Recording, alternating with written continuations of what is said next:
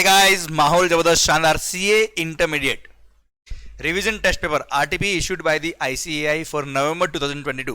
सरकार, शुरू करते हैं हम लेक्चर रिवीजन टेस्ट पेपर का। आई होप एग्जाम्स आपके अब आने वाले हैं, एग्जाम्स का प्रेशर आपके पर अब आपको फील हो रहा होगा, पर sir the confidence, the time table, time management ही आपको सक्सेस दिलाएगा। तो सरकार, शुरू करते हैं हम रिवीजन टेस्ट पेपर से RTP CA intermediate. Okay sir, ICI ने जो आरटीपी दिया उसमें सिंस आपका जो टैक्स का पेपर है 60 marks is for direct tax, 40 marks is for indirect tax, तो अकॉर्डिंगली सर टैक्सेशन में जो इनडायरेक्ट टैक्स वाला पोर्शन है वो आरटीपी का मैं आपके लिए लेके आया हूं। देखिए ध्यान से sir, first question case study based MCQ, बड़ा सिंपल सा पॉइंट है, अच्छा पॉइंट है सर। देखिए क्या ध्यान से, messrs Delight brothers a partnership firm is engaged in restaurant business. सरकार, यह है रेस्टोरेंट बिजनेस के केस में, रेस्टोरेंट का नाम लेते ही सर भूख लगने लग गई है sir. It is registered under the composition levy scheme under section number 10(1) और 10(2) of the CGST act for the current financial year. Okay, इन्होंने भाई साहब ने कंपोजिशन स्कीम लिया हुआ है। Its turnover in the state for the month of April, current year में April month पे इनका टर्नओवर 12 लाख रुपये था। ओके सर, आपको पता है कंपोजिशन स्कीम रेस्टोरेंट सर्विस वाले ले सकते हैं। अगर इनका aggregate turnover presiding financial year में 1.5 करोड़ या उससे कम था तो ले सकते हैं, और इन्होंने अगर कंपोजिशन स्कीम लिया है तो सर जब तक इनका एग्रीगेट टर्नओवर करंट ईयर में 1.5 करोड़ क्रॉस नहीं होता तब तक कंपोजिशन स्कीम में रह सकते हैं। और रेस्टोरेंट को रेट ऑफ टैक्स कितना है बेटा? 5%, 2.5% सीजीएसटी, 2.5% एसजीएसटी। क्लियर? तो सर 12 लाख का टर्नओवर था अप्रैल महीने में। आगे पढ़ते हैं। It received new orders in the month of May. April में 12 लाख का टर्नओवर था, मई मंथ में इनको फॉलोइंग न्यू ऑर्डर मिले to run the mess facility for supplying food at Vishwas public school a higher secondary school. Sir school को ये mess services provide कर रहे हैं, खाना की सर्विसेज प्रोवाइड कर रहे हैं, कैटरिंग सर्विसेज प्रोवाइड कर रहे हैं। और आपको पता है सर कैटरिंग सर्विसेज स्कूल को अगर प्रोवाइड करते हैं तो वो एग्जिम्ट होता है जीएसटी के अंदर। क्लियर? तो जस्ट आप अभी तो क्वेश्चन बाकी आगे बेटा, जस्ट लिख रहा हूं सो दैट आपको ध्यान रहे, ई मतलब एग्जिम्ट। देन इन्होंने सर्विसेज दी किसको? Knowledge institute of technology and engineering college approved by AICTE and UGC. Sir ये नो डाउट कॉलेज है, और कॉलेज अप्रूव्ड अगर रिकॉग्नाइज्ड डिग्री दे रहा है तो ऐसे केस के अंदर सर ये एजुकेशनल इंस्टीट्यूशन की डेफिनेशन में आता है। पर sir catering services only school को अगर प्रोवाइड करी तो एग्जिम्ट होता है, अदरवाइज वो टैक्सेबल होता है। ओके, ये जस्ट नॉलेज के लिए लिख रहा हूं, आगे पता नहीं एमसीक्यू में इसके बारे में पूछा है कि नहीं पूछा, आपने को नहीं पता, पढ़ते पढ़ते ध्यान आया इसलिए बताया मैंने आपको। देन फ्रंटलाइन हॉस्पिटल को अगर आपने कैटरिंग सर्विस दी है तो वो टैक्सेबल होती है। अरे हाँ है ना भाई, ध्यान देना बेटा। हॉस्पिटल ने जो अपने इन पेशेंट होते हैं, जो पेशेंट एडमिट होते हैं हॉस्पिटल के अंदर, उनसे जो फीस लिया होता है खाने के लिए, वो कंपोजिट सप्लाई का पार्ट होता है, वो हेल्थ केयर सर्विस के स्कोप में आके एग्जिम्ट होता है। अच्छा, कॉलेज हो या स्कूल हो, उन्होंने अगर बच्चों से फीस लिया है, भले खाने का लिया है या किसी भी काम के लिए फीस लिया है, वो एग्जिम्ट होता है। पर सर आपने कॉलेज को कैटरिंग सर्विस दी है वो टैक्सेबल होती है, आपने हॉस्पिटल को कैटरिंग सर्विस दी वो टैक्सेबल होती है, आपने स्कूल को कैटरिंग सर्विसेज दी वो नो डाउट एग्जिम्ट रहती है, कोई दिक्कत नहीं sir. Okay sir, it also provided catering services to Coral limited company for their annual general meeting. Service was provided on 3rd July. Okay, July महीने में Coral limited company को उन्होंने services दी, but invoice was not issued by the firm to the company. Invoice raise नहीं किया। However payment was received on 25th July for which bank account was credited on 28th July. Okay, payment receive हुआ कब? 25 July को। Bank में credit कब हुआ भाई? 28 July को। Okay, the turnover of the restaurant business for the current financial year is 48 lakh. तो sir current financial year में 48 लाख का टर्नओवर हुआ इसका पूरे साल का मिला के। 1.5 करोड़ तक ये कंपोजिशन में रह सकते हैं, इनका टर्नओवर हुआ है कितना? 48 lakh. Okay, from the Inception of the next financial year, अगला साल जब शुरू हो रहा है, messrs Delight Brothers will close down the restaurant business. और रेस्टोरेंट बिजनेस बंद कर रहे भाई, and will provide services of repairing of the AC. अगले साल से एसी रिपेयरिंग का काम चालू करेंगे भाई साहब।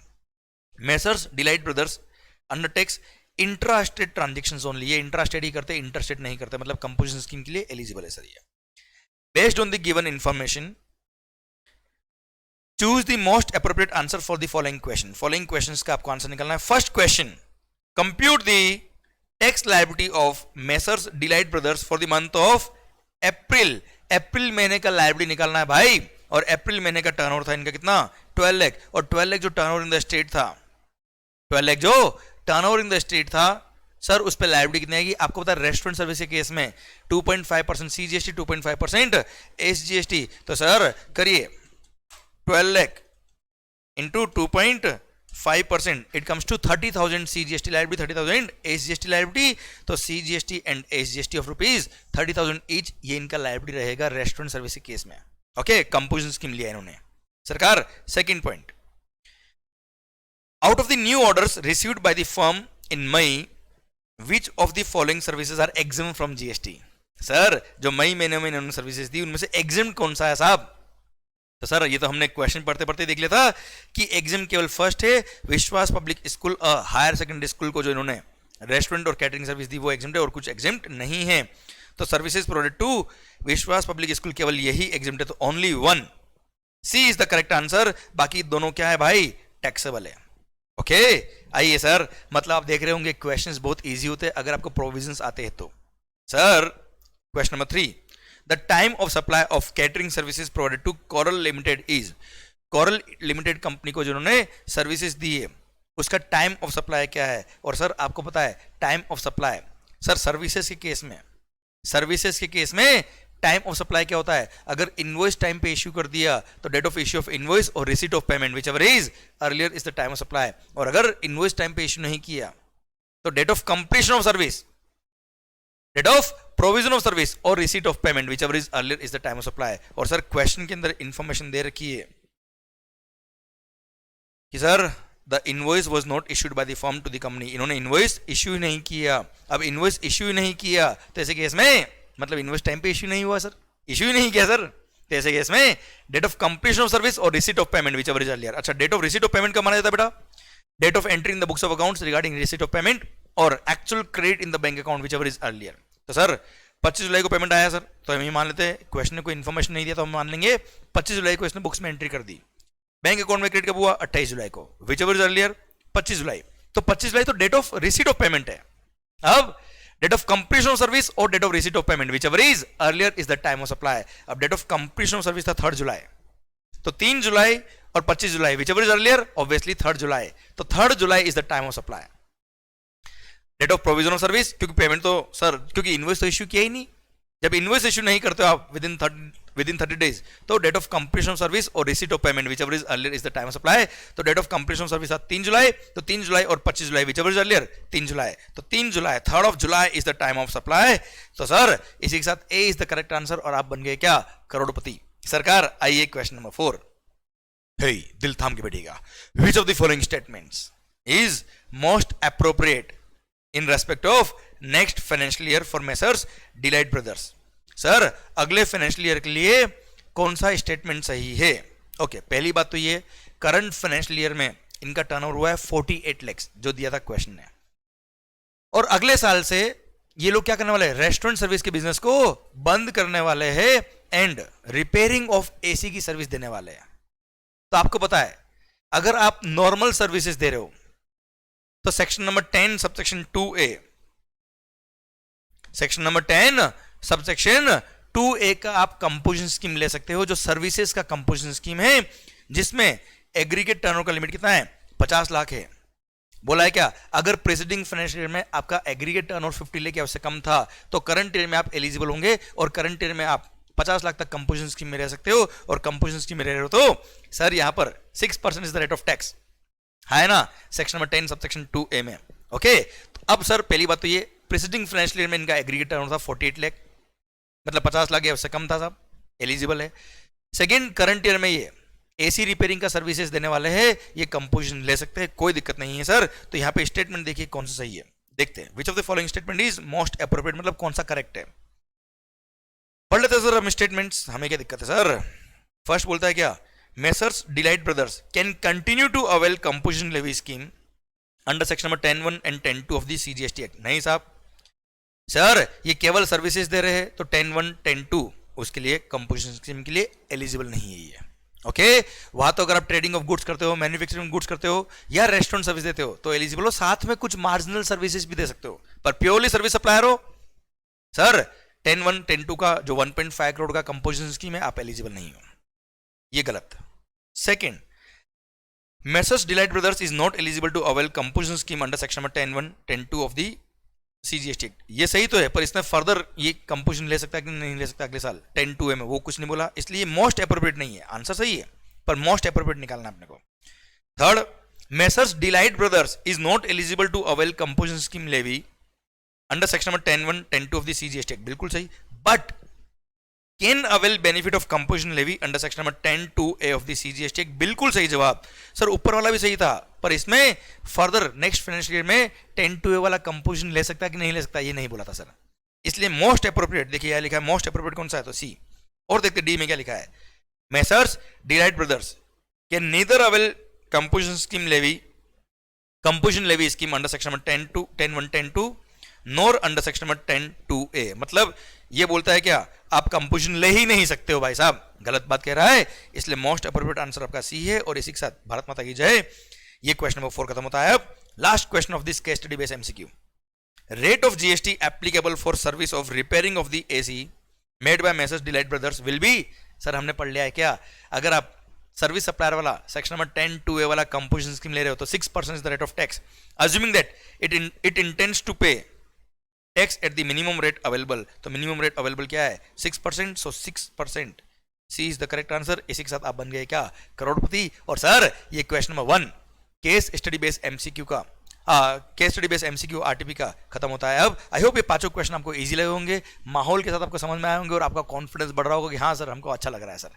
आइए अगले क्वेश्चन की तरफ बढ़ते हैं, question number 6। Sir question number 6, Neelkanth private limited a registered supplier of goods and services, ध्यान से पढ़िएगा, at Kolkata, okay, has furnish the following information for the month of February. February month आपको बताइए सर, प्यार का महीना है सर, क्लियर, हमारे तो पढ़ाई ही प्यार है। ओके सर, फॉलोइंग इंफॉर्मेशन दिया। अब सर इसके सारे पॉइंट पढ़ने से पहले एक बार क्वेश्चन के एंड में आके देखिए आखिरकार हमको निकालना क्या, सो दैट क्वेश्चन पढ़ते पढ़ते हमको ध्यान में रहे कि हमको कैलकुलेट क्या करना है सब। The company has the following ITCs with it at the beginning of the tax period, opening balance of ITC दे रखा है, ठीक है साहब। Note, rate of CGST, SGST and IGST are 9, 9 and 18% respectively, ठीक है sir. Both inward and outward supplies are exclusive of taxes wherever applicable. ऊपर जो फिगर्स दे रखे टेबल के अंदर वो सब विदाउट टैक्सेस है, टैक्स उसके अलावा है sir. All the conditions necessary for availing ITC have been fulfilled, मतलब अगर आपको आईटीसी मिलना है तो आप ले सकते हो sir. Turnover of Neelkanth private limited was ₹2.5 crore in the preceding financial year. पिछले साल 2.5 करोड़ टर्नओवर था, मतलब ये कंपोजिशन स्कीम करंट ईयर में नहीं ले सकता, यही रिलेवेंस है इसका, बाकी कोई रिलेवेंस नहीं है। Compute the minimum GST payable in cash, मतलब आईटीसी यूटिलाइज करने के बाद कितना टैक्स पेबल है by Neelkanth private limited for the month of February, make suitable assumptions wherever required. Okay, तो सर जीएसटी पेबल कितना है वो हमें निकालना है साहब। ओके मालिक, तो सरकार देखते हैं सबसे पहले, तो सर आपको ये भी निकालना लायबिलिटी कितनी है सीजीएसटी, एसजीएसटी, आईजीएसटी की, और आईटीसी कितना अवेलेबल है, और अकॉर्डिंगली आपको आईटीसी को यूटिलाइज करना है। First, intra state supply of taxable goods including ₹1 lakh received as advance in the month of January. Goods के रेस्पेक्ट में जनवरी में एडवांस रिसीव हुआ। पहली बात तो ये, गुड्स के रेस्पेक्ट में अगर एडवांस रिसीव होता है तो एडवांस पे टैक्स पे करने की लायबिलिटी नहीं आती है गुड्स के केस में, इसलिए लायबिलिटी आएगी फरवरी महीने की। The invoice for the entire sale value is issued on 15th of February. Invoice for the entire value is issued on 15th February. 15 फरवरी को इन्होंने पूरी वैल्यू का इनवॉइस इश्यू किया है 4 लाख रुपए का। अब सर हमको क्वेश्चन ने जो पूछा था बेटा, वापस से देखिए आप ध्यान से, minimum GST payable in cash for the month of February, फरवरी महीने की लायबिलिटी निकालनी है। तो सर 4 लाख में से 1 लाख रुपए एडवांस आया था जनवरी महीने में, पर जनवरी महीने में लायबिलिटी एडवांस में नहीं आती है गुड्स के केस में, इसलिए फरवरी महीने में जब बिल इशू किया तभी टाइम ऑफ सप्लाई आएगा, और सर फरवरी महीने की लायबिलिटी में ही ऐड करेंगे पूरे 4 लाख की लायबिलिटी को बेटा। अच्छा, अगेन यहाँ दे रखा है इंट्रा स्टेट सप्लाई है बेटा, ये तो लायबिलिटी आएगी सीजीएसटी और एसजीएसटी की। क्लियर, आप कहे तो सर एक काम करते हैं, यहीं पे मैं एक छोटा सा कॉलम बना देता हूँ और यहीं पे हम टेबल बना के सोल्यूशन कर लेंगे, सो दैट आपको बार बार इधर उधर नहीं करना पड़ेगा। CGST, SGST, IGST.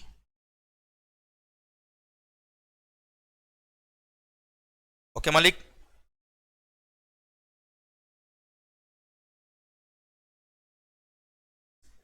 यहां मैं लिख रहा हूं लायबिलिटी 4 लाख पर अच्छा, सारी गुड्स और सारी सर्विस पर रेट ऑफ टैक्स दे रखा है उन्होंने कितना, 9 एंड 18% रेस्पेक्टिवली। क्लियर। इंट्रास्टेट है तो 9% सीजीएसटी, 9% एसजीएसटी लगेगा। अब 4 लाख का 9% 36,000, 36,000 इज द लायबिलिटी। आईजीएसटी की कोई लायबिलिटी नहीं है। Next, purchase of goods from a composition dealer registered in Kolkata.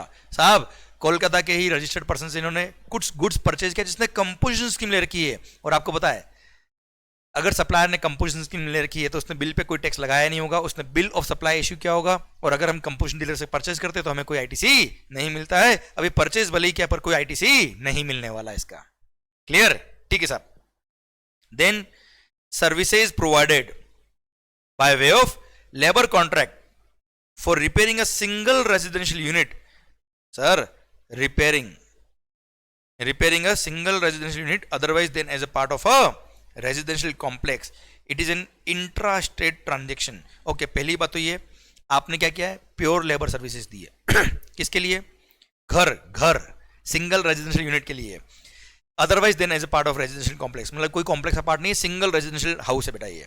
पर अब प्योर लेबर सर्विस हमने मेगा एग्जम्पशन लिस्ट में पढ़ा हुआ है, एग्जम्पशन लिस्ट में हमने पढ़ा हुआ है कि sir pure labour services for construction, new construction of a single residential unit exempt होती है बेटा।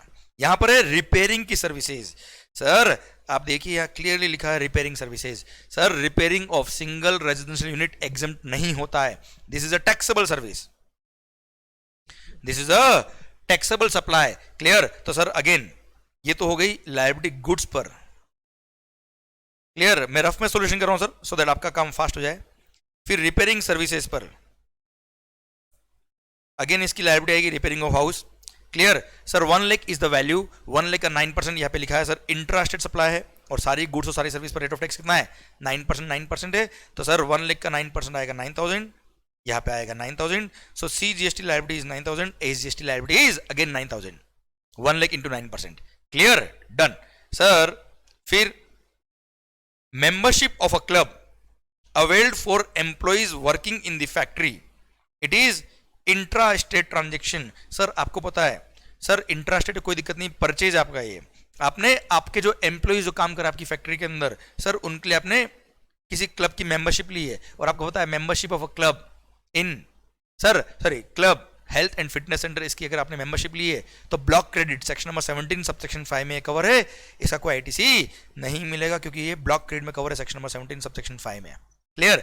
17.5 क्लोज नंबर भी उसका आइटम नंबर 3 में कवर है सर ये। ओके, आपको इतना क्लोज नंबर आइटम नंबर याद नहीं, कोई बात नहीं sir.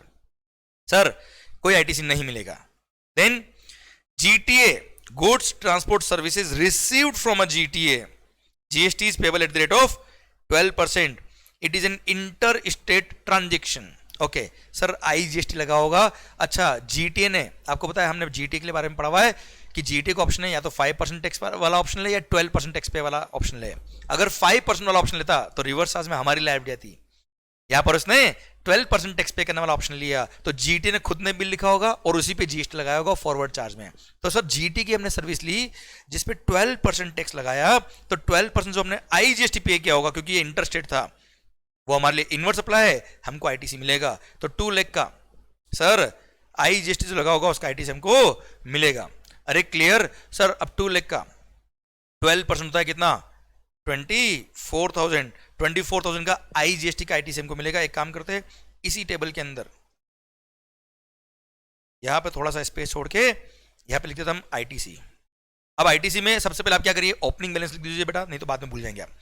Opening balance CGST 57, SGST नील और आईजीएसटी 50,000 रुपए। तो 57 00 एंड 50,000 रुपी। क्लियर। 57 0 और नील, ये हमने ओपनिंग बैलेंस लिख दिया है। यहां पर देखिए ऊपर जो हमने पॉइंट पढ़े उसमें किसी का भी आईटीसी नहीं मिल रहा था। यहां पर सर जीटीए का आईजीएसटी का 24,000 का आईटीसी आपको मिलने वाला है, ये 24,000 का आईटीसी आप लिख दीजिए सर यहाँ पे। ओके सर, जीटीए अभी मैं रफ में लिख रहा हूं सो दैट आपका सॉल्यूशन फास्ट हो जाए सर आपके लिए। ओके देन पॉइंट नंबर 6, अच्छा इन सब के working note should form part of your answer. वो सब आरटीपी में आपको दे ही रखे सर। वर्किंग नोट आप अपनी लैंग्वेज में लिखेंगे चलेगा एग्जाम में, कोई दिक्कत नहीं है। Exact section number rule number आपको याद नहीं है, कोई दिक्कत नहीं बच्चों, कंटेंट आपका सही होना चाहिए और आपकी लैंग्वेज में होना चाहिए।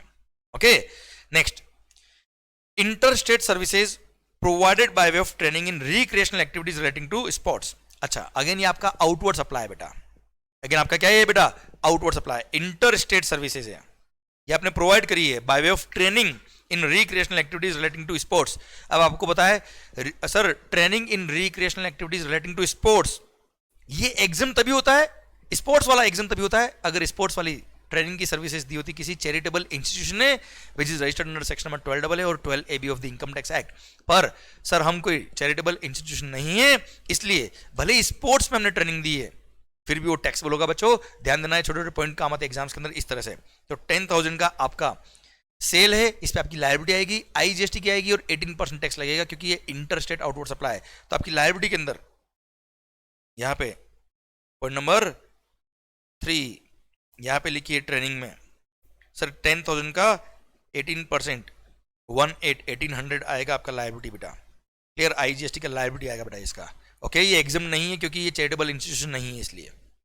Then inter state security services provided to ABC higher secondary school for their annual day function organised in Fintex auditorium outside the school campus. बच्चों स्कूल को सर्विसेज दी कौन सी, सिक्योरिटी, स्कूल को सर्विस दी है सिक्योरिटी की। और आपको पता है security services, security cleaning housekeeping services provided to educational institution वो एग्जाम होती है if those are performed in such educational institution.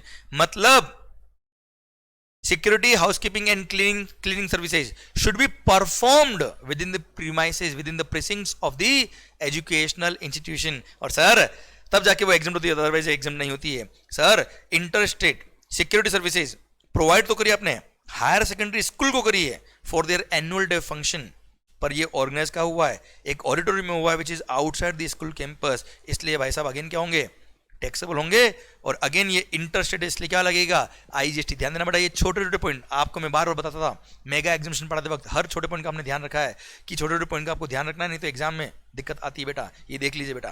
Clear, तो sir security cleaning and housekeeping services performed in such educational institution तो exam होता है, otherwise exam नहीं होता, ये टैक्सेबल होगा। और 15,000 पर 18% 15,000 कैलकुलेट करिए सर इंटू 18% 2700 आपकी लायबिलिटी आएगी, क्योंकि कोई भी सर्विस उस पर रेट ऑफ टैक्स दे रखा है 9, 9 और 18, इंटर स्टेट तो 18% लायबिलिटी आएगी। सर यहां पर फोर्थ में लायबिलिटी 2700 और है ना भाई 15,000 इंटू 18% आपकी लायबिलिटी आएगी inter state security service provide करने पर। Next, inputs to be received in 4 lots, 4 lot में आपको इनपुट रिसीव होंगे, out of which second lot was received during the month. Sir 4 lot में गुड्स आएंगे, उसमें से सेकंड लॉट इस महीने में रिसीव हुआ हमको। और आपको पता है सेक्शन नंबर 16 सब सेक्शन 2 का जो फर्स्ट प्रोवाइजो है ITC में हमने पढ़ा है कि कभी भी गुड्स लॉट्स में अगर रिसीव होते तो जब लास्ट लॉट रिसीव होगा तब आपको ITC मिलेगा, अदरवाइज ITC नहीं मिलेगा। तो भले ही सेकंड लॉट आ गया है कोई दिक्कत नहीं है, हमें कोई ITC नहीं मिलने वाला है। डन, ये पॉइंट नंबर 7 भी खत्म बस। ओके, अब सर हमको निकलना है minimum GST payable in cash. Okay, तो सर ये क्वेश्चन की हमने कैलकुलेशन कर ली, यहां पर एक बार टोटल लायबिलिटी आप कैलकुलेट कर लीजिए बेटा, 36 + 9 ये 45,000 लायबिलिटी आई है, 45,000 SGST की लायबिलिटी आई है, और 2700 प्लस 1800 आपका आएगा 4500 लायबिलिटी किसका, IGST का। क्लियर, टोटल ITC कितना है बेटा आपके पास, 57,000 CGST का है, SGST का कोई ITC नहीं है आपके पास, एंड 74,000 आपके पास ITC है किसका, IGST का। क्लियर सरकार, अब मेरा पॉइंट आपसे ये है कि ये ITC को यूज करना है, और आपको पता है सर इसने पूछा है minimum tax payable in cash आपको निकालना है। तो सबसे पहली बात हमने रूल पढ़ा हुआ है कि IGST का ITC सबसे पहले कंज्यूम करना है, और IGST का ITC सबसे पहले काम आएगा किसमें, IGST की लायबिलिटी को पे करने के लिए। क्लियर, तो एक काम करता हूं छोटा सा यहाँ पे मैं वर्किंग और कर लेता हूं सर, यहां मैं लिख रहा हूं सो दैट आप देखो ये सब मैंने रफ में लिखा है सो दैट हम यहीं पे सोल्व कर पाए, नहीं तो क्वेश्चन पढ़ना साथ में नेक्स्ट पेज पे ले जाना will be difficult for you. Okay, liability कितना था sir,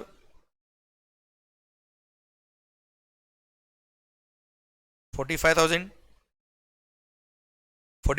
and 4,500 only. Clear, ITC कितना है सर? 74,000 है आईटीसी आईजीएसटी का। तो सबसे पहले 74,000 का आईटीसी हम यूज करेंगे। आईजीएसटी का आईटीसी सबसे पहले कंज्यूम करना होता है, तो सर यहां पे लिख रहा हूं ITC utilisation. Clear sir? ITC utilise करेंगे हम सबसे पहले 4500 के लिए यूज करेंगे आईजीएसटी के आईटीसी को, यहां लिख रहा हूं आई। क्लियर? अब आप कैलकुलेट करिए सर, 74,000 का आईटीसी था, उसमें से 4500 काम आ गया किसके लिए? सर आईजीएसटी की लाइबिलिटी को पे करने के लिए। बचा कितना? 69,500 आपके पास आईटीसी बचा हुआ अभी भी किसका? सर आईजीएसटी का। ओके सर, आप अगर देखेंगे तो सीजीएसटी का लाइबिलिटी है 45,000 का और सी का आईटीसी एनीवेज पड़ा है 57,000। तो सी का आईटीसी सी की लाइबिलिटी पे करने में वैसे भी काम आ जाएगा साहब, और सी का एक्स्ट्रा लाइबिलिटी बच ही नहीं रहा है। सर पहले क्वेश्चन था कि आईजीएसटी के आईटीसी को पूरा कंज्यूम करना है। क्लियर? ये रूल बना हुआ सर, हमने पढ़ा हुआ आईटीसी के अंदर कि आईजीएसटी का आईटीसी सबसे पहले कंज्यूम होना चाहिए। क्लियर? तो सर आईजीएसटी के आईटीसी का यूज कैसे करेंगे? सबसे पहले आईजीएसटी की लाइबिलिटी को पे करने में काम ले लिया सर, उसके बाद सीजीएसटी और एसजीएसटी की लाइबिलिटी को पे करने में काम ले सकते हो, in any order in any proportion, so that आपकी लाइबिलिटी मिनिमम रहे। तो सबसे पहले हम एसजीएसटी की लाइबिलिटी पे करने में काम ले रहे हैं आईजीएसटी का आईटीसी, क्योंकि सी के पास खुद का क्रेडिट ऑलरेडी पड़ा है। तो सर आईजीएसटी का आईटीसी है 69,500, हमारा लाइबिलिटी कितना है एसजीएसटी का? 45 ही है। तो सर ये लीजिए 45,000 का हमने आईजीएसटी का आईटीसी यूज ले लिया एसजीएसटी की लाइबिलिटी को पे करने में। क्लियर? अब सर एसजीएसटी का लाइबिलिटी जो 45,000 का था उसके लिए आपने आईजीएसटी का आईटीसी पूरा 45,000 यूज कर लिया। क्लियर? तो एस की लाइबिलिटी होगी 0। ओके, अब 69,500 जो आपका आईटीसी था आईजीएसटी का, उसमें से 45,000 आपने आईजीएसटी के लिए यूज कर लिया, बच गया कितना? 24,500। तो 24,500 आप यूज करेंगे आईजीएसटी का आईटीसी किसके लिए? सीजीएसटी की लाइबिलिटी को पे करने के लिए। Clear sir? क्योंकि आईजीएसटी के आईटीसी को पहले पूरा कंज्यूम करना होता है। अब साहब ये कंज्यूम कर लिया तो 45,000 की सीजीएसटी की लाइबिलिटी को पे करने के लिए 24,500 आपने ऑलरेडी यूज कर लिया किसका? आईजीएसटी का आईटीसी का। बचा कितना मालिक? 20,500। अब 20,500 जो आपके पास आईटीसी है 57,000 का आईटीसी पड़ा है सीजीएसटी का, वो आप यूज कर लेंगे सीजीएसटी की लाइबिलिटी को पे करने के लिए। क्लियर? तो अल्टीमेटली आपका लाइबिलिटी बच गया कितना? 0 0 0। ना सीजीएसटी पे करना, ना एसजीएसटी पे करना, ना आईजीएसटी पे करना, और आपके पास 57,000 में से जो आपने 20,500 आईटीसी यूज किया है उसमें से 36,500 आपके पास बैलेंस रह गया किसका? सर सीजीएसटी के आईटीसी का, और liability payable is nil, 0 0 0 payable है बेटा आपका। तो सर जो हमारा क्वेश्चन था जिसने पूछा था क्या? Compute the minimum GST payable in cash by Neelkanth private limited for the month of February, make suitable assumption where required. हमने कर लिया भाई साहब, देख लीजिए आप आंसर जो आपने जो आईसी ने दिया है सर। ये सर लाइबिलिटी हमने जो कैलकुलेट करी थी सर 45,000 और 4,500 लाइबिलिटी थी बेटा आपकी। क्लियर? हमने आईटीसी कैलकुलेट किया था बेटा, आईटीसी 57,000 यहाँ पे आया था, 74,000 यहाँ पे आया था, ये नील था बेटा। क्लियर? अब हमने क्या किया? 74,000 का जो आईटीसी था वो यूज किया, पहले 4,500 यहाँ पर, 45,000 पूरा यहाँ पे, 24,500 यहाँ पर आईजीएसटी का। क्लियर? फिर 20,500 आईटीसी हमने सीजीएसटी का यूज किया। Clear? Ultimately liability payable is nil. Clear? तो कुल मिला के कोई भी टैक्स पे करने की जरूरत नहीं है। क्लियर? एब्सोल्युटली सही आंसर आपका। इसी के साथ आप बन गए क्या? बहुत बड़े करोड़पति। और सर ये बड़ा क्वेश्चन हमारा खत्म होता है अब। I hope you got the entire point. Clear? अच्छा, ये मैंने रफ में सॉल्यूशन दिया आपको सो दैट आप फास्ट कैलकुलेशन कर पाए। प्रेजेंटेशन आपको सर जो आरटीपी के सॉल्यूशन में यहाँ दिया हुआ बेटा उस अकॉर्डिंग ही करना है बेटा आपको। अच्छा, यह देखिए इन्होंने पहले जीएसटी की लाइबिलिटी निकाली बेटा, ये पूरी लाइबिलिटी इधर आ गई एक साथ, हर एक पॉइंट का वर्किंग नोट दिया इन्होंने बेटा। देन आईटीसी का कैलकुलेशन किया इन्होंने बेटा, हर एक पॉइंट का इन्होंने वर्किंग नोट दिया बेटा यहाँ पे। क्लियर? टोटल आईटीसी कितना है, और फिर computation of GST payable in cash. Okay, ये लाइबिलिटी लिख दी, फिर इन्होंने आईटीसी यूज किया। ये हमने शॉर्टकट में किया, वैसा इन्होंने सर पूरा एक्सप्लेन करके वर्किंग नोट के साथ लिखा है। आपको वर्किंग नोट के साथ लिखना है, पर हाँ वर्किंग नोट लिखते वक्त आप बुक का लैंग्वेज, आरटीपी का लैंग्वेज नहीं लिखेंगे चल जाएगा। जैसा मैंने आपको लेक्चर्स में बताया है, आप अपनी खुद की लैंग्वेज लिखिए, जैसे मैंने आपको बोला है, बोल के समझाया वैसे ही उसको आप लिखिए, कोई दिक्कत नहीं है। सेक्शन नंबर रोल नंबर याद आया तो ठीक है, नहीं याद आया कोई दिक्कत नहीं सर। क्लियर? अच्छा, आपको सेक्शन नंबर याद है पर सब सेक्शन क्लोज नंबर याद नहीं, चलेगा, आप सेक्शन नंबर लिख दीजिए, क्लोज नंबर और सब rule number sub section number याद नहीं है, कोई दिक्कत नहीं बेटा आपको। Clear sir? ध्यान देना, ध्यान देना, अल्टीमेटली आपका कॉन्फिडेंस, रटाफिकेशन करोगे, रटने लग जाओगे तो आपके आंसर्स नहीं आएंगे सर। Clear sir? आइए अगले क्वेश्चन पर बढ़ते हैं, क्वेश्चन नंबर 7। रिमझिम sales, a registered supplier receives 100 invoices for inward supply of goods or services involving GST of rupees 10 lakhs। 100 invoice थे जिसमें GST 10 लाख लगा हुआ था, from various suppliers during the month of जनवरी 2022। जनवरी 2022 में इन्होंने बहुत सारे लोगों से इन्वॉइस लिए, मतलब इन्वॉइस मतलब परचेज किया। 100 इन्वॉइस थे जिसपे 10 लाख का टैक्स इन्वॉल्व था। Out of 100 invoices, details of 80 invoices involving GST of rupees 6 lakh have been furnished by suppliers in their respective GSTR ones filed on the prescribed due date, therefore, and details have also been duly communicated to the recipient in form number GSTR 2B। Okay, तो कुल मिला के 100 में से 80 invoice GSTR 1 में submit हुए sir, जो हमारे GSTR 2B में रिफ्लेक्ट हो रहे हैं, जिसमें टैक्स इन्वॉल्व था केवल कितना, 6 लाख रुपए out of 10 lakhs। Compute the ITC that can be claimed by Rimzim Sales in its GSTR 3B for the month of January 2022 to be filed by 20th February। 20 फरवरी तक जो इनको GSTR 3B फाइल करना है उसमें कितना credit मिलेगा, assuming that GST of rupees 10 lakh is otherwise eligible for ITC। मतलब जो 10 लाख का टैक्स इन्वॉल्व था वो सारा का सारा एलिजिबल था ITC के लिए, कोई भी ब्लॉक क्रेडिट में कवर नहीं था। आपको कैलकुलेट करना है कितना ITC इसको मिलेगा sir.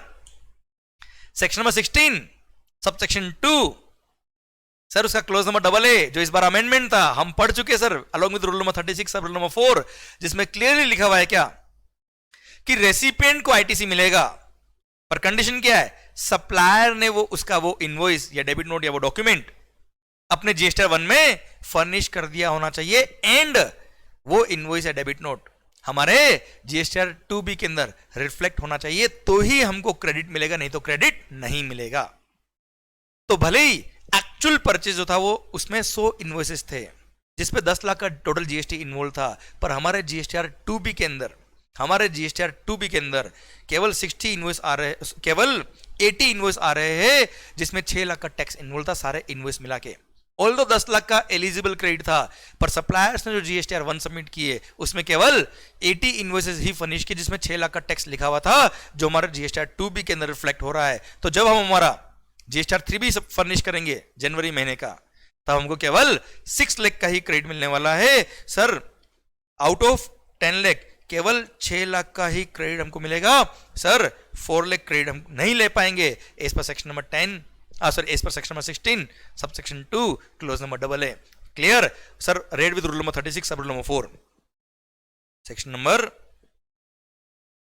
16 sub section 2 clause number double A, read with rule number 36 sub rule number 4 जो हमने पढ़ा हुआ है सर। इस बार अमेंडमेंट था कि कोई प्रोविजनल बेस पे आप क्रेडिट नहीं ले सकते, अगर वो क्रेडिट आपके GSTR 2B में रिफ्लेक्ट नहीं हो रही है आप क्रेडिट नहीं ले सकते, तो केवल सर 6 लाख का ही क्रेडिट मिलेगा। क्लियर? भारत माता की जय। I hope you got the point बेटा। ये था क्वेश्चन नंबर 7। आओ बच्चों, अच्छा आप एक बार अगर नोटिस करेंगे तो जिस तरह से मैंने आपको बोला है, देखो बुक्स में किस तरह से लैंग्वेज लिखी है sir, ITC to be claimed by, क्योंकि आपको ये भी कई बार डाउट होता है सर एग्जाम में किस तरह से प्रेजेंट करना है, देख लीजिए आप। ITC to be claimed by Rimzim Sales in its GSTR 3B for the month of January to be filed by 20th February will be computed as under amount of ITC involved in invoices, 80 invoices furnished in GSTR 1। Clear? Amount of ITC that can be claimed is only 6 lakh। 20 invoices not furnished in GSTR 1 sir, जिसपे GST involve था 4 लाख का, 10 लाख में से केवल 6 लाख के bill ही आ रहे थे GSTR 1 में।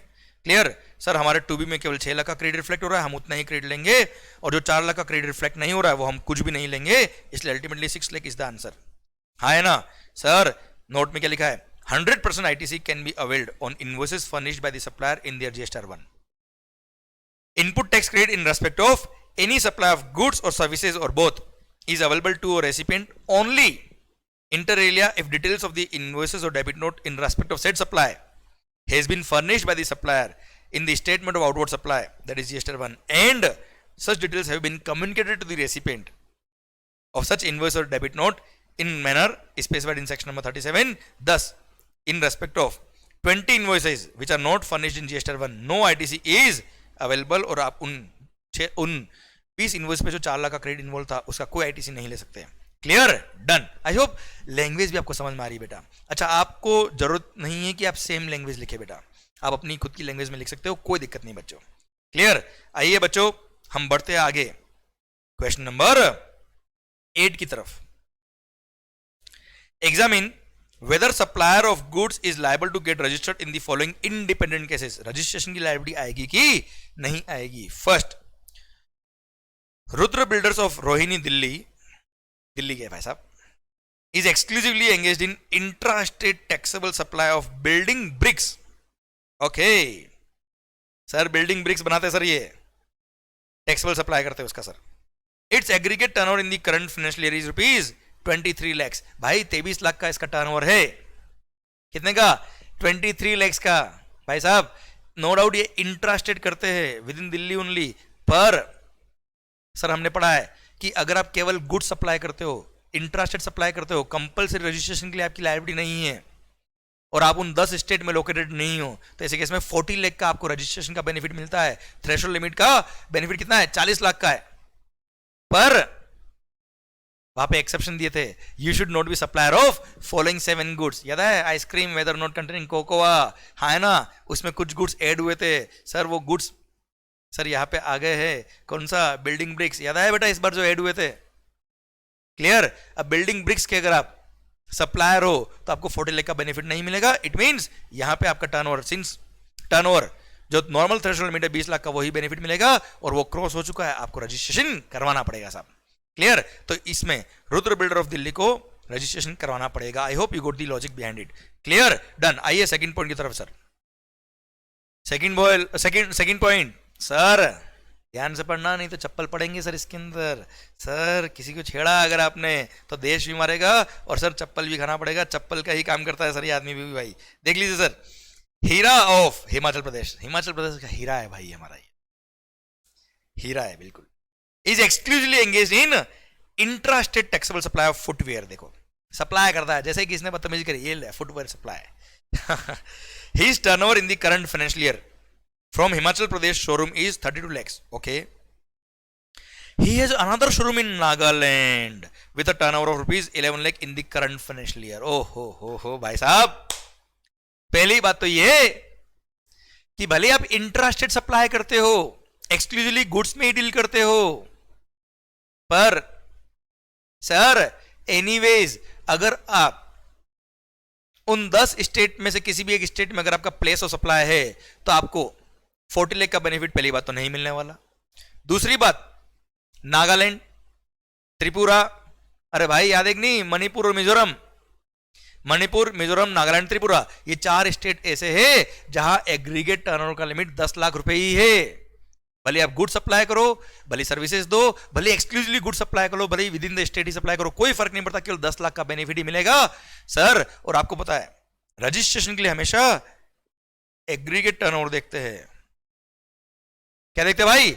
Aggregate turnover. और एग्रीगेट टर्नओवर अगर आपका 10 लाख क्रॉस करता है तो आपको रजिस्ट्रेशन की रिक्वायरमेंट होगी। और सर एग्रीगेट टर्नओवर देखते वक्त पूरे इंडिया में सेम पेन नंबर पे सेम पर्सन की अगर जितनी भी ब्रांच है वो सब ब्रांचेस का टर्नओवर ऐड करके फिर हम देखते हैं एग्रीगेट टर्नओवर। और अगर आपका एक भी ब्रांच लायबल फॉर रजिस्ट्रेशन है, सारी ब्रांच को कंपलसरी रजिस्ट्रेशन होता है। क्लियर। अब 32 लाख प्लस 11 लाख होता है कितना?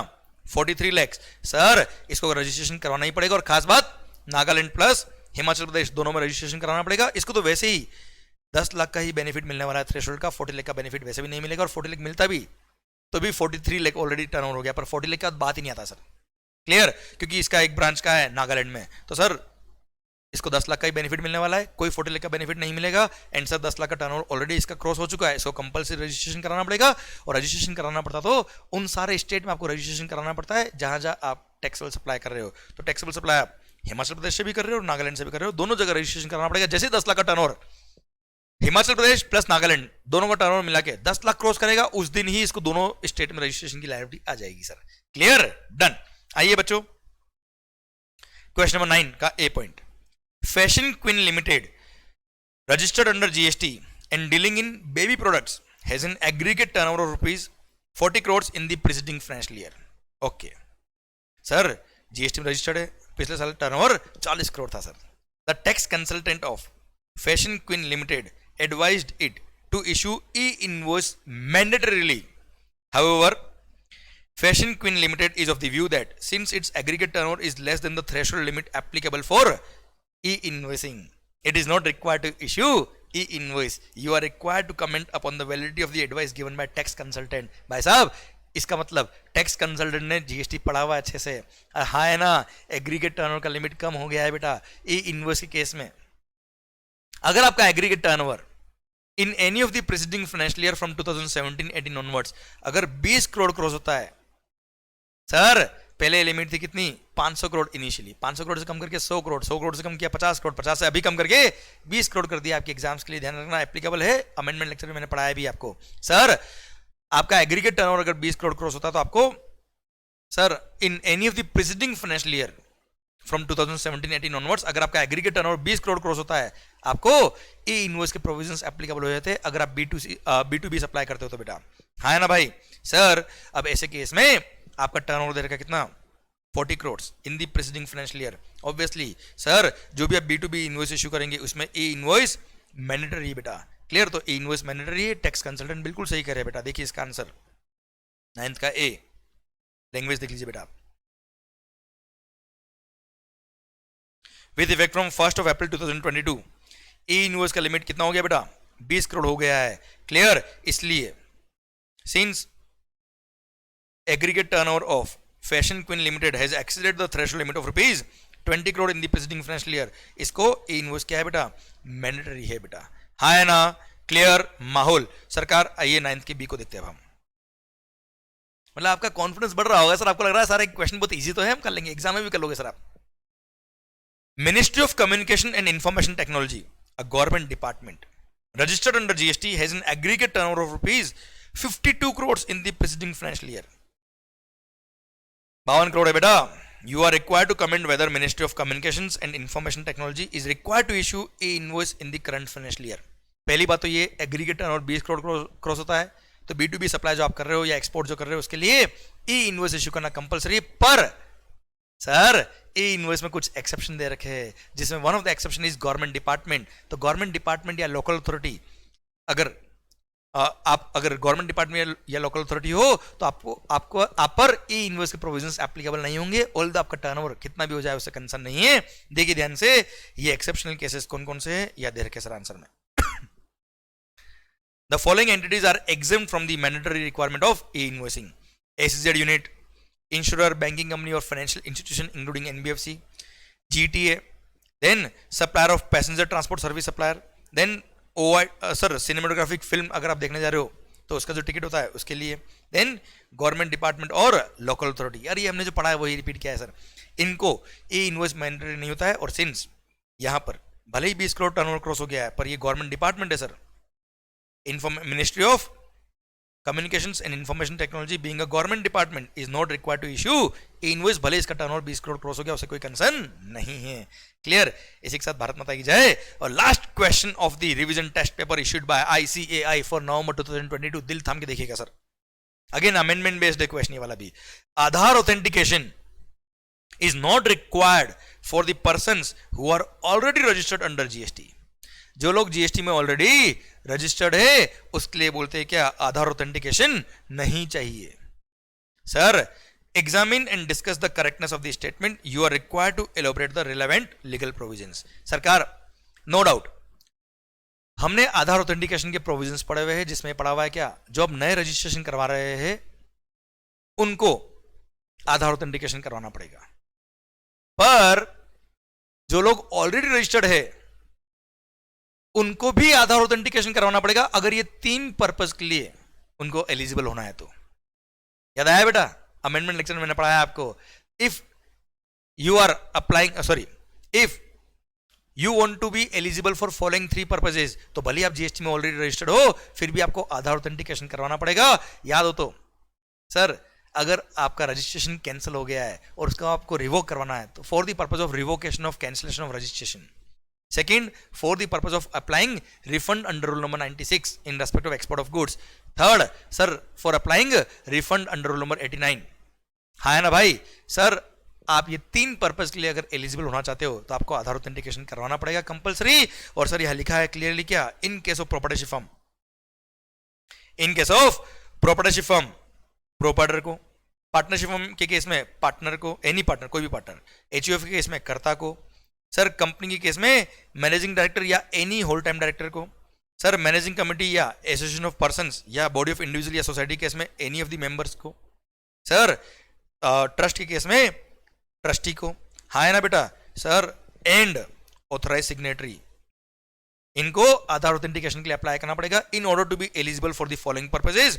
First, for filing an application for revocation of cancellation of registration, for filing of refund under rule number 89, for filing of refund of IGST on goods exported out of India under rule number 96। Clear, इसके लिए आपको eligible होना पड़ेगा। और अगर किसी के पास sir आधार number नहीं है, ये क्या लिखा है, the first proviso to section number 25 subsection 6 A says that if Aadhaar number is not assigned to an existing registered person, तो वो पर्सन क्या करेगा, याद करो, पहले आधार नंबर के लिए अप्लाई करेगा और उसकी आधार नंबर का जो उसने एप्लीकेशन दी है उसका एनरोलमेंट स्लिप आईडी नंबर भी लिखेगा, साथ में एक आईडी प्रूफ लगाएगा। उसके बाद सर वो ये इन 3 पर्पस के लिए एलिजिबल हो पाएगा। और जब उसको आधार नंबर मिल जाएगा उसके 30 दिन में उसको आधार ऑथेंटिकेशन करवाना पड़ेगा। ये सब यहाँ लिखा है, देखिए सर, कि अगर आपको आधार नंबर नहीं मिला हुआ है तो आपको पहले क्या करना पड़ेगा, आधार के लिए अप्लाई करना पड़ेगा, तो उसका आधार एनरोलमेंट आईडी स्लिप एंड इनमें से कोई भी एक document, bank passbook with photograph with a smile और voter ID card,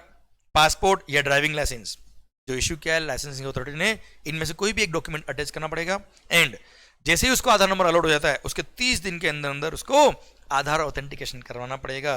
clear. And जो लोगों पर as per section number 25 subsection 6D आधार की जरूरत ही नहीं है, जैसे जो लोग सिटीजन ऑफ इंडिया है ही नहीं या गवर्नमेंट डिपार्टमेंट वगैरह, the aforesaid rule 10B shall not be applicable to the persons who are notified under section number 25 subsection 6D, that is to the person exempt from Aadhaar authentication. जिन पे आधार के provision लगते ही नहीं उनको आधार ऑथेंटिकेशन करवाना नहीं होता है। सर कुछ लोग नोटिफाई किए सर, उन पे आधार के ये प्रोविजन अप्लाई नहीं होते, बाकी सबको इन 3 पर्पस के लिए अगर एलिजिबल होना है तो आधार ऑथेंटिकेशन करवाना पड़ेगा बेटा। क्लियर। तो इसी के साथ सर ये पॉइंट भी खत्म होता है अब। और वो जो स्टेटमेंट था कि बोलता है आधार ऑथेंटिकेशन नहीं करवाना पड़ेगा, वो स्टेटमेंट गलत है। अगर आपको ये 3 पर्पस के लिए अप्लाई करना है, एलिजिबल होना है, तो आपको आधार ऑथेंटिकेशन करवाना ही पड़ेगा। इसी के साथ ये रिवीजन टेस्ट पेपर आरटीपी के भी सारे क्वेश्चंस सोल्व होते हैं अब। आई होप आपको समझ में आया। ओनली थिंग इज दैट ये आरटीपी के क्वेश्चंस करने के बाद मुझे ऐसा लगता है कि आपका कॉन्फिडेंस बड़ा होगा, आपको लगा होगा कि बहुत टफ नहीं है सर, चीजें बहुत इजी होती है। अगर आपने प्रोविजंस को अच्छे से पढ़ा है तो सर आरटीपी हो या एग्जाम का जो पेपर आपके पास आने वाला है आप आराम से सॉल्व कर देंगे। पर बच्चों only thing is the confidence. Second thing, book का लैंग्वेज जरूरी नहीं है। Third thing, section number rule number अगर आपको याद है तो ठीक है, नहीं याद है तो भी चलेगा सर, मार्क्स बहुत ज्यादा नहीं करते हैं, उसका बहुत ज्यादा इफेक्ट नहीं पड़ता एग्जाम्स के अंदर। पर अगर आपको रूल नंबर सेक्शन नंबर याद है तो डेफिनेटली एक पॉजिटिव एटीट्यूड बनता है। जो भी एग्जामिनर कॉपी चेक कर रहा है उसका एक पॉजिटिव माइंड बनता है कि यार बच्चा होशियार है, पर उससे ज्यादा कुछ फर्क नहीं पड़ता है। Clear sir. In fact CA final के अंदर बताता हूं, ये तो आपका तो सीए इंटरमीडिएट है, सीए फाइनल के अंदर इसी एग्जाम में, लास्ट एग्जाम में, one of the student Akshat Goyal from Jaipur score 97 marks, जो अपना स्टूडेंट था बेटा, उसका इंटरव्यू भी अगर आप यूट्यूब पे देखेंगे, या जो भी मैंने इंटरव्यू जिन भी 80+ के या जिनके भी मैंने इंटरव्यू यूट्यूब पे लिए उनसे आप उनके इंटरव्यू में सुनिएगा, उन्होंने खुद ने बोला है जहां हमको सेक्शन नंबर याद थे, रोल नंबर याद थे, हमने लिखे, नहीं आते हमने नहीं लिखे, फिर भी they scored such great marks. It means sir section number roll number सारे मगअप करने की जरूरत नहीं है, बुक की लैंग्वेज जरूरत नहीं है, आप अपनी लैंग्वेज में आंसर लिखिए, बस आप पढ़ाई अच्छे से करिए, खुश होकर पढ़िए, प्रैक्टिकली होकर पढ़े, कॉन्सेप्चुअली पढ़ाई करें जिस तरह से हमने पढ़ाए लेक्चर के अंदर। क्लियर। अपना कॉन्फिडेंस बनाए रखें, ऑल द बेस्ट, माहौल बनाए एंड खुश रहे। Thank you so much, bye bye, take care and sir love you all, take care.